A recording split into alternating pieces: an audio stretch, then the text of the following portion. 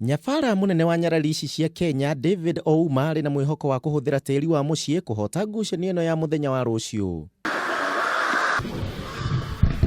Starlets mekire mehariria mao ma muico kuria Captain Dorcas Shikobe oritie macambiki kwiyumiria na njira nene kwirorera ngucanio ino iria kambiriria thaa 10 cia hwaini. For me as a coach is to develop my team facing Zambia in tomorrow's game.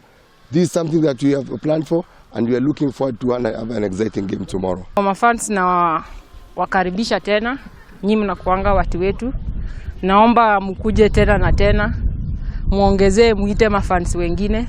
Juu sisi kama Starlet hatuwezi waangusha. Muhotani na bao cia kuiganania thutha wa bitika ya gucokerano agacemania na timu ya bũrũri wa Ivory Coast kana Cameroon muthuguko-ini wa muico, na muhotani wa bitika ici ciothe akegwatira mweke wa mweke guthaka bitika cia Olympics mwaka turorete. Kenya beat Ghana. We also beat Botswana. So the two, it's actually the 90 minutes which will actually decide tomorrow.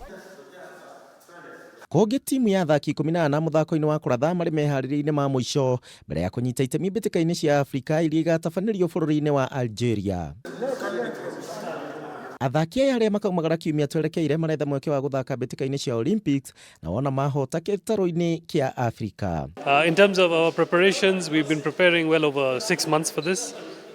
Because it's our Olympic qualifier, it's the only chance that we have to get our athletes into the Olympics. Kenya ikoretwo muhari-inĩ wa mbere harĩ kuongerera mathako makĩria mbĩtĩka-inĩ cia Olympics, gũkũ anyiti itemi makiuga bũrũri wa Kenya nĩ ũrakũra kĩmathako.